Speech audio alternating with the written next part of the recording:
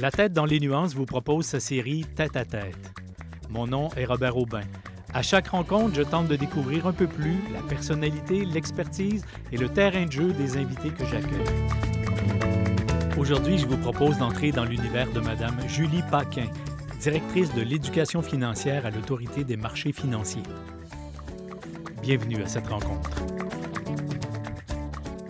Bonjour à toutes et à tous, bienvenue à cet autre tête-à-tête que vous propose La tête dans les nuances.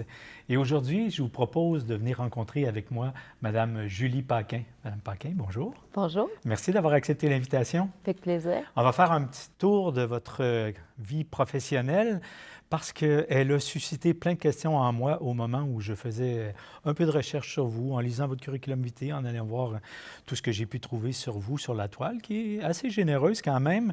Alors, ça commence avec des études en criminologie et déjà, là, ça m'interpellait parce que, et là, corrigez-moi si je tombe dans des clichés, mais ça ne m'apparaissait pas une carrière largement répandue de dire... Comment un jour on décide de dire « moi, je vais étudier en criminologie ». Bien, écoutez, ça me vient du cégep.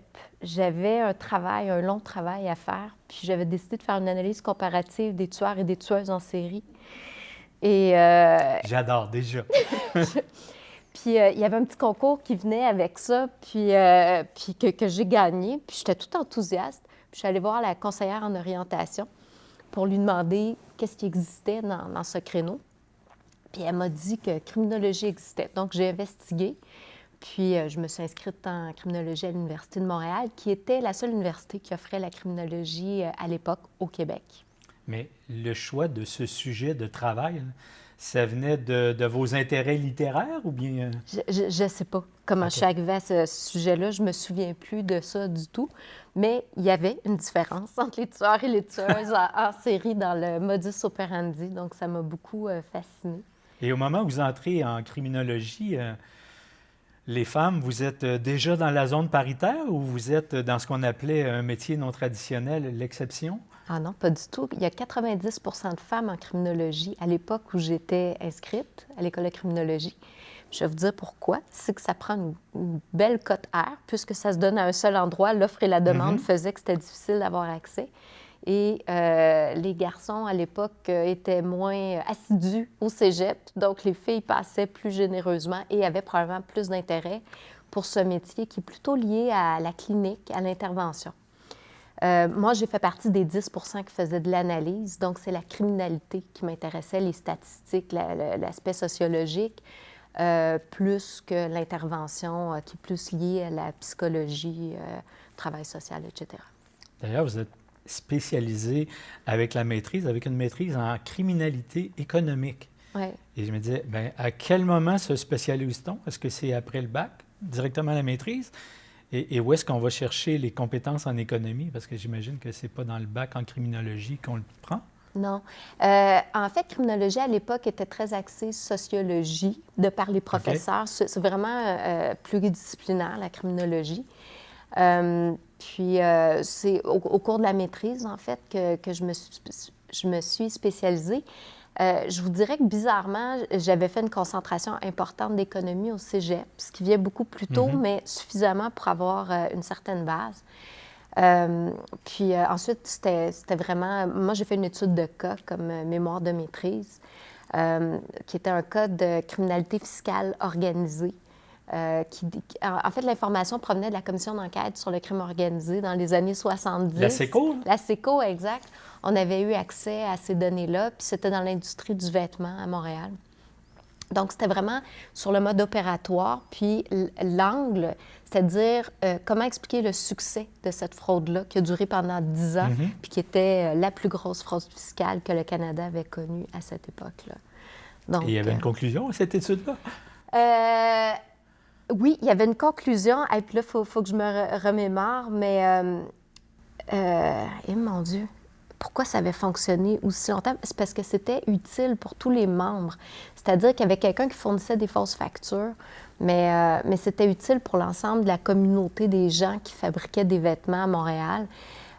Donc, tout le monde collaborait, contribuait à cette fraude-là. Puis la seule raison pour laquelle ça a été mis au jour, c'est que tout à coup, le fraudeur était soupçonné, c'est lui qui s'est mis à table. Sinon, personne n'aurait été capable de démontrer la fraude tant c'était intégré dans le fonctionnement des affaires normales. Absolument extraordinaire. C'est fascinant. Je le présentais lors de notre table ronde. Je présentais votre passage à la Sûreté du Québec, entre autres. Bref, vous avez une expertise qui est double, puisque vous avez travaillé à la Sûreté du Québec à titre d'analyste de renseignement criminel dans des escouades de crimes majeurs. On parle de crimes économiques surtout. Puis aujourd'hui, vous travaillez à l'AMF, l'Autorité des marchés financiers, et là, vous assurez un volet éducatif. Alors, prenons-les dans l'ordre pour essayer de voir qu'est-ce que vous avez retiré de chacun de ces deux volets.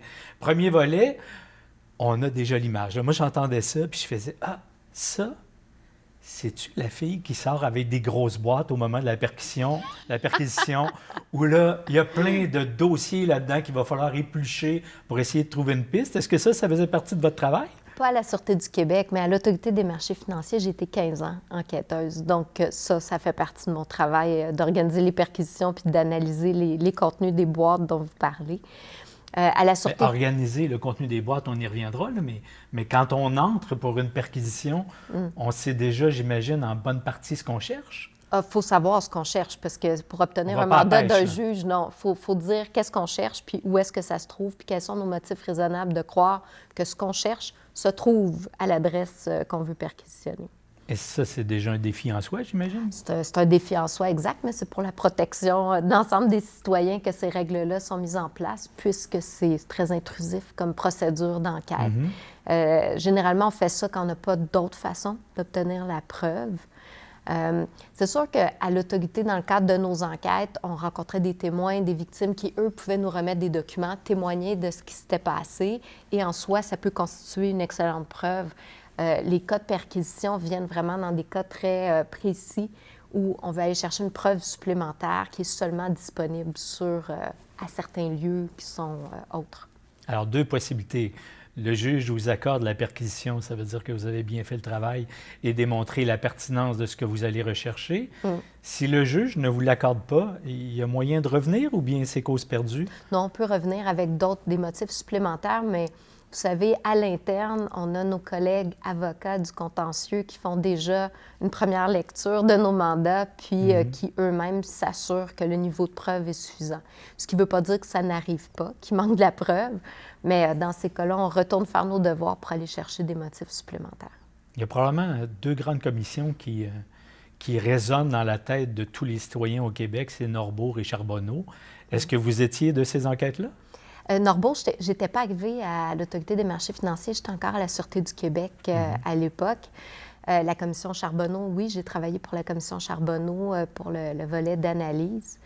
C'est évidemment des aventures bien particulières, les commissions d'enquête, parce que c'est les gens qui sont à la tête des commissions d'enquête ont généralement jamais fait ça avant, donc il faut savoir comment aller chercher l'information. Puis s'assurer que les témoins vont venir dire quelque chose d'intéressant parce que c'est public. Donc, quand c'est télévisé, on veut que le témoin parle puis ne dise pas qu'il se souvient de rien parce que ça fait pas une commission d'enquête très éloquente. Ça ne fait pas avancer le dossier beaucoup non plus. Exact. Mais votre mandat, est-ce qu'il est directement lié au mandat que le gouvernement donne au juge de la commission? Ou bien c'est deux mandats spécifiques? Dans le cadre de la commission d'enquête? Oui, c'est ça. En disant, OK, on commence à faire le travail sur ça. Oui. Bien, c'était dirigé, je vous dirais, par les commissaires à l'époque, Mme Charbonneau, M. Lachance, qui était à la tête de la commission d'enquête sur l'industrie de la construction. Puis après ça, il y avait le directeur des enquêtes. Donc, oui, on part directement dans ce qui est demandé. Et c'est d'aller chercher des témoins. Donc, ce n'est pas le gouvernement qui vous le demande. Le gouvernement nomme le juge de la commission qui, lui, demande une enquête, puis là, fait appel à vos services. Bien, moi, j'étais employée de la commission d'enquête, tout simplement. Donc, je m'occupais de l'équipe d'analyse, oui. C'est vraiment très intéressant. Allons faire un coup d'œil de l'autre côté. Vous êtes maintenant à l'Autorité des marchés financiers, on le disait tantôt. Et là, vous avez pour mandat, entre autres, d'éduquer, de faire de l'éducation financière, mais aussi de protéger la population. Alors, est-ce que vous jugez plus efficace d'éduquer la population Oui. contre d'éventuelles fraudes à venir, plutôt que de courir après de l'argent perdu. Ah oui, absolument. Il n'y a aucun doute là-dessus. Ça m'a pris 15 ans à m'en rendre compte. En fait, ce qui... Je ne veux pas dire qu'un est moins intéressant et moins nécessaire que Ah non. l'autre, là. Bien, en Mais fait, les deux sont importants. Il faut quand même sanctionner les gens qui commettent les fraudes en question. Mais pour protéger le public, une fois que l'argent est perdu, je vous dirais que c'est assez rare qu'on est capable de récupérer les fonds puis de les remettre aux victimes. Ça arrive et on tente de le faire autant qu'on peut, mais c'est quand même plus rare. Puis je me suis assez rapidement rendu compte que la meilleure façon de protéger les gens, c'est de les outiller, de les sensibiliser eux-mêmes, parce qu'on ne peut pas être partout, parce que c'est très difficile de faire la preuve, même quand on travaille avec beaucoup d'assiduité et de rigueur, ce qui est le cas de mes collègues qui sont aux enquêtes encore maintenant, d'amener la preuve à un niveau suffisant, d'être capable d'aller devant les tribunaux. Il y a toutes sortes d'embûches en cours de route sur les délais, on en entend beaucoup parler, etc. Donc, on est rarement très, très satisfait du résultat de tout ce temps-là qu'on investit en enquête, mais qui est par ailleurs tout à fait nécessaire. Donc, je pense que le volet prévention et éducation a beaucoup de valeur parallèlement. On a intérêt à investir, à outiller les gens à avoir l'esprit critique face à ce qui leur est proposé. Et est-ce qu'une des difficultés de recouvrer les argents perdus pour pouvoir les remettre, ça ne vient pas du fait que les crimes d'ordre financier sont de plus en plus internationalisés? Ce qui veut dire qu'on ne peut pas se contenter de faire le travail chez soi pour trouver des coupables qui n'y sont probablement pas. Oui, vous avez pas mal raison, parce que quand j'ai commencé ma carrière, on rencontrait les cibles parce qu'ils étaient autour de nous géographiquement, souvent. Maintenant, on a tout le volet. Il y a eu des reportages fort bien faits récemment à Enquête, puis à La Facture notamment, sur ces réseaux internationaux qui proposent des investissements aux Québécois, en fait, sur toute la planète, là, mais au Canada puis au Québec également.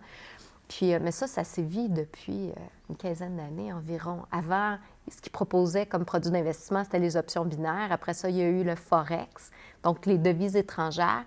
Puis maintenant, c'est la crypto. Ce sont tous des produits très complexes que les gens ne comprennent pas très bien. Donc, c'est une façon de jeter de la poudre aux yeux et de leur faire miroiter qu'il y a possibilité de faire un rendement important rapidement.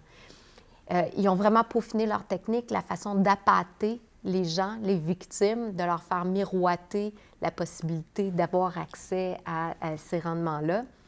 Puis la technologie les aide beaucoup, l'intelligence artificielle, etc. Donc, c'est un volume de fraude qui est incroyable. C'est très difficile de faire enquête dans ces conditions-là, surtout quand les fraudeurs sont à l'étranger, ce qui n'est pas toujours le cas, mais ce qui est souvent le cas.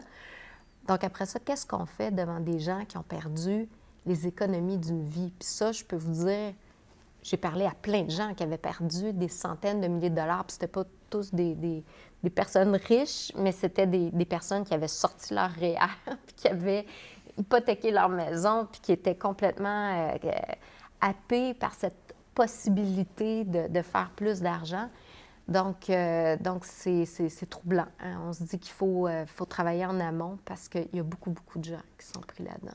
Et dans ce mandat de protection du citoyen que vous avez à l'AMF, Ouais. est-ce que l'AMF a aussi développé une structure à l'international pour faciliter ce mandat de protection? Bien, l'AMF, aux enquêtes, l'AMF a déjà des outils de collaboration internationale. Donc ça, c'est déjà présent. Au niveau de la prévention, bien, on siège sur différents comités internationaux, donc notamment à l'Organisation internationale en commerce de valeurs mobilières, l'OICV. Donc, on essaie de mettre en commun nos expériences, nos outils. On a au Canada un organisme parapluie qui s'appelle les autorités du commerce en valeurs mobilières, les ACVM. Donc, on se rencontre. Moi, je suis dans un comité d'éducation financière. On se partage nos trucs. On met en commun certains outils de prévention et de sensibilisation. Donc, on a toutes sortes de façons d'essayer d'enrichir un peu notre coffre à outils pour la prévention. Vous disiez tantôt l'importance que vous voyez à faire de la prévention plutôt que courir après l'argent. Dans ce mandat de de faire accroître la littératie chez chacun des Québécois. On l'a déjà dit, l'étude des données de 2021 nous donnait une cote de 54, que j'ai interprété comme étant 54 bien que ce n'était pas dit en pourcentage, mais j'imagine que ça revient à ça. Et là, on va arriver à la grande stratégie d'éducation financière que vous parrainez et qui va probablement être lancée avec le mois d'octobre, j'imagine, qui est le mois de la littératie financière. Du moins, on va en entendre davantage parler. C'est quoi le plan pour qu'on devienne meilleur? C'est quoi l'échéancier? C'est quoi les objectifs? Qu'est-ce que vous avez en tête pour que notre 54 devienne le plus rapidement possible au moins un 60, qui est la note de passage? En fait, c'est l'OCDE qui a recommandé que tous les pays aient une stratégie nationale en éducation financière. Au Québec, on a lancé notre premier plan d'action en 2015, donc on est à notre troisième plan d'action, qui est 2024-2026. Donc, c'est déjà en cours. Mais le public ne le voyait pas parce qu'on se parle entre nous. Et l'objectif, c'est vraiment la concertation et la cohérence des actions. Donc, on essaye de voir comment on peut s'aider, comment on peut bonifier certaines actions, puis avoir un rayonnement plus grand, un plus grand impact. Donc, ce que vous annoncez à demi-mot, c'est pendant le mois de la littératie financière, on va avoir nos premières journées de la littératie financière qui vont s'ouvrir au public. Donc, on va devenir visible au public, ce qu'on n'était pas avant, comme stratégie québécoise en éducation financière. Donc, les 50 partenaires de la stratégie de différents milieux, des OBNL, le privé, le public, évidemment, les organismes publics et des institutions de recherche et d'enseignement, se réunissent et vont offrir pendant le mois de novembre 4 webinaires. Tous les mercredis, il va y avoir un webinaire le midi en direct avec différents intervenants à différents moments de la vie. On a parlé d'événements de vie un peu plus tôt aujourd'hui. On va avoir le premier emploi, le premier appartement, l'arrivée d'un premier enfant et la planification de la retraite. Donc, on se met ensemble pour aborder différents angles de ces événements de vie-là en éducation financière. Et en toile de fond, pendant tout le mois, tous ces partenaires, ces 50 partenaires et 13 relayeurs, vont offrir différentes activités dans un calendrier qui est disponible au public. Donc, c'est vraiment ce qu'on veut, c'est susciter l'intérêt des gens puis dire, venez voir les outils qu'on a à votre disposition. Il y a l'Association des bibliothèques du Québec, j'espère que je dis bien le nom, qui se joint à nous aussi puis qui vont faire des tables avec des livres sur l'éducation financière ou des thématiques connexes. Donc, on veut faire du bruit. C'est un premier événement. Donc, on va voir qu'est-ce que ça donne, mais on veut réitérer l'expérience, évidemment, dans les prochains mois. Donc, parmi tous ces partenaires qui vont offrir des activités, il y en aura un certain nombre en présentiel. On peut se déplacer, rencontrer des personnes. Le webinaire, fort intéressant, mais on n'a pas toujours le temps de poser une question. On rencontre personne en personne. Il y aura cette possibilité-là avec les autres partenaires d'activités qui se déroulent sur le terrain? Oui, certains d'entre eux, je pense notamment aux associations d'économie familiale ou les associations de protection des consommateurs. On parle ici de Union consommateur, Option consommateur et la coalition des associations des consommateurs du Québec. Qui, eux, vont proposer des ateliers, parfois en personne. Donc, les gens peuvent se déplacer ou le faire par webconférence. Donc, des consultations privées qui vont avoir lieu, oui. Bien, merci. Ça répond à une question que j'avais parce que, évidemment, en préparation de cette rencontre, je suis allé, entre autres, visiter le site de l'AMF sur lequel je me suis perdu pendant quelques heures, tellement l'information est abondante. On prend un petit temps pour apprendre à y naviguer quand même, mais après, on trouve des réponses à peu près sur tout. Et là, je me disais, tout le long de ma navigation, mais ça, c'est la démarche du citoyen vers l'AMF pour y trouver réponse à ces questions. Mais je trouvais peu la démarche de l'AMF vers le citoyen, sinon quelques conférences qui étaient offertes aussi en ligne, auxquelles on pouvait assister ou même voir en différé. Et je me disais, est-ce que ça fait partie de votre plan de match pour les prochaines années, de dire comment l'AMF peut être présente sur le terrain en personne? Moi, j'ai le plaisir de vous accueillir aujourd'hui, je suis privilégié, mais j'imagine que ça pourrait être donné à plein d'autres à qui on allumerait une lumière sur l'importance d'avoir un regard sur ses finances personnelles? On le fait indirectement, je vous dirais. On le fait d'une part par des campagnes de sensibilisation, par certains mois thématiques comme le mois de littératie financière ou de la prévention de la fraude à travers les médias sociaux, les réseaux sociaux notamment. Mais on a une petite équipe en éducation financière. Donc, notre façon de contribuer de façon plus concrète, c'est nos relayeurs, nos partenaires. Je vous ai parlé plutôt de notre partenariat avec le secrétariat à la jeunesse, où on allait vers des organisations comme Carrefour Jeunesse Emploi, des centres jeunesse, etc., pour vraiment fournir des trousses d'informations pour les jeunes qui débutent leur vie, puis avoir des outils en finances personnelles. Bien, ce sont ces relayeurs qui nous mènent jusqu'à nos publics cibles à qui on veut parler et qui les connaissent et qui savent comment leur transmettre l'information. Ça, c'est un exemple. Les jeunes, on a plein de relayeurs dans des organismes qui représentent des personnes aînées. Je pourrais vous en nommer, je vous épargne, là, mais on en connaît, puis ils sont très dynamiques et ils savent comment rejoindre les publics cibles. Donc, on le fait de cette façon-là pour être le plus pertinent possible aussi avec nos contenus. Avec toutes ces graines qui sont semées par la stratégie, est-ce que vous avez une idée du temps de germination? Parce que j'ai l'impression que avant qu'on puisse voir notre cote générale, si on refaisait la même enquête que celle de 2020, pour voir si nos compétences se sont améliorées, il faudra y mettre du temps. Il faudra y mettre beaucoup d'amour, un peu d'engrais, de l'eau, du soleil. Est-ce qu'on a une idée ou un objectif sur le moment où on voudrait voir porter fruit les semences que l'on met aujourd'hui? Bien, j'ai le goût d'être très positive. Je vous dirais pourquoi pas envisager une courbe exponentielle serait un peu fort, là, mais... on l'apprendrait, mais j'aurais un petit doute. Regardez à quelle vitesse les réseaux sociaux nous permettent d'avoir accès à plusieurs personnes, des publics différents, dans des formats différents. Les réseaux sociaux, ce n'est pas juste pour les jeunes. On a toutes sortes de façons maintenant. On a beaucoup plus de façons de rejoindre les gens puis de susciter leur intérêt pour l'éducation financière, pour leurs finances personnelles. C'est ça qu'on veut faire. Moi, je pense qu'on pourrait être étonné. Puis que si les gens se mettent à en parler de finances personnelles dans les chaumières, entre amis, si on arrive à démocratiser un peu cette discussion-là, puis je pense que ça le devient un peu en ayant peut-être, on entend de plus en plus de balados sur des questions de finances personnelles pour toutes sortes de publics de tous les âges, sous toutes sortes d'angles.